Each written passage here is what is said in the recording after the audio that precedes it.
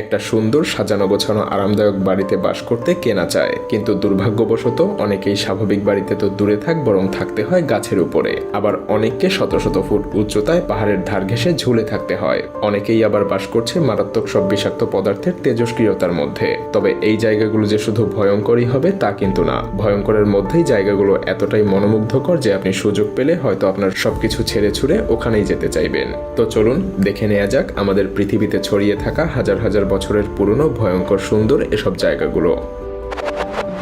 কাস্তেলফোর্লিত ডেলা Roca. হাজার হাজার বছর আগে নদী এবং আগ্নেয়গিরি থেকে উৎপন্ন লাভা স্পেনের মধ্যে দিয়ে বয়ে গিয়েছিল। সময়ের সাথে সাথে এই লাভাগুলো শক্ত পাথর হয়ে যায়। পরে মানুষেরা উঁচু এই পাথরের উপরে গিয়ে বাস করতে শুরু করে। এটা দেখতে মধ্যযুগের কোনো একটা প্রাসাদের মতো মনে হয়। এই গ্রামটার মোট আয়তন প্রায় 1 মাইল বর্গ কিলোমিটার। বেশিরভাগ বাড়ি বানানো হয়েছে আশপাশের আগ্নেয়গিরির পাথর দিয়ে।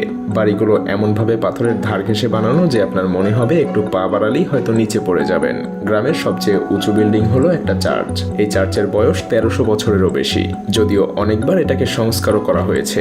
আর এই গ্রামের মোট জনসংখ্যা প্রায় 1000। মজার ব্যাপার হলো এই ছোট্ট একটা গ্রামে একটা না, বরং 2টা জাদুঘর আছে।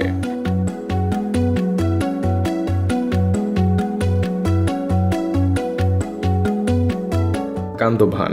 দূর থেকে দেখলে হয়তো কোনোভাবেই এটাকে একটা গ্রাম বলে মনে হবে না, কিন্তু কাছাকাছি গেলেই দেখতে পাবেন এটা একটা ছোট গ্রাম, যেটা একটা আগ্নেয়গিরির উৎপত্তির মধ্যে দিয়ে তৈরি হয়েছিল। ইরানের উত্তর পশ্চিম দিকের এই গ্রামের নাম কান্দোভান। বর্তমানে মৃত একটা আগ্নেয়গিরির অগ্নুৎপাতের ফলে প্রায় 1000 বছর আগে এই গ্রামের জন্ম হয়েছিল। সময়ের সাথে সাথে আগ্নেয়গিরির ছাই, লাভা এবং আবর্জনা জমা হয়ে অদ্ভুত সুন্দর দেখতে আকৃতি ধারণ করেছে এই গ্রামটা, ঠিক যেন পিঁপড়ার বাসার মতো। এই পাথরের মতো স্থাপনাগুলোতে যে ফাঁকা জায়গা আছে সেখানে অনেকেই বাস করে, ফলে তাদেরকে কোনো বাড়ি বানাতে হয় না এবং বাড়ি ভাড়াও দিতে হয় না। এছাড়াও পুরো প্রাকৃতিকভাবে তৈরি হওয়ায় এতে সুরক্ষা ব্যবস্থাও বেশ ভালো। এখানে একটা মসজিদ, স্কুল, এমনকি একটা হসপিটালও আছে। আর এগুলো নিয়ে গ্রামটাতে মোট 600 মানুষের বাস।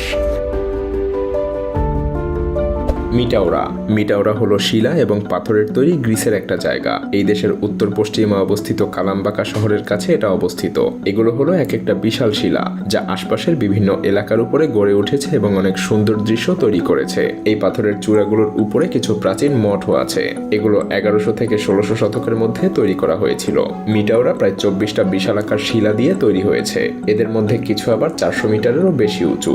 এই পাথরের নির্মিত মঠগুলো অর্থোডক্স খ্রিস্টানদের একটা পবিত্র ধর্মীয় স্থান এবং এগুলোই মূলত পর্যটকদেরকে আকর্ষণ করে। Tree house.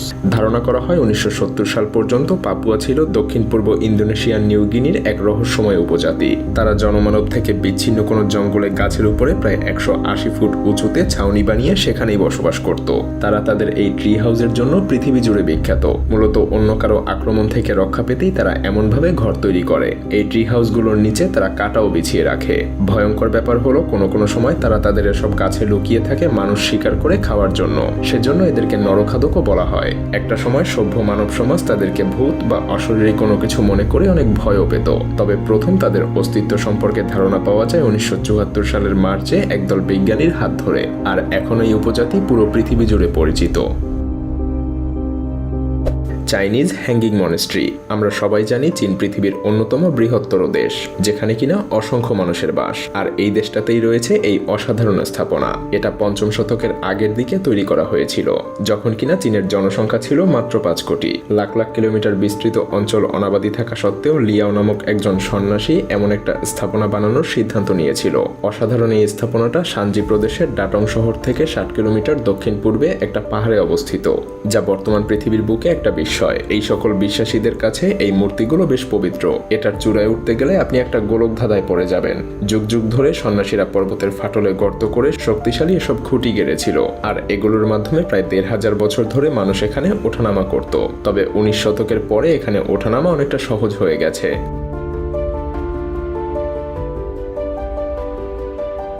মাউন্ট ফানজিং। মাউন্ট ফানজিং চীনের একটা পবিত্র বৌদ্ধ মন্দির। এটা চীনে ভ্রমণের জন্য সবচেয়ে পরিচিত এবং জনপ্রিয় স্থানগুলোর মধ্যে একটা।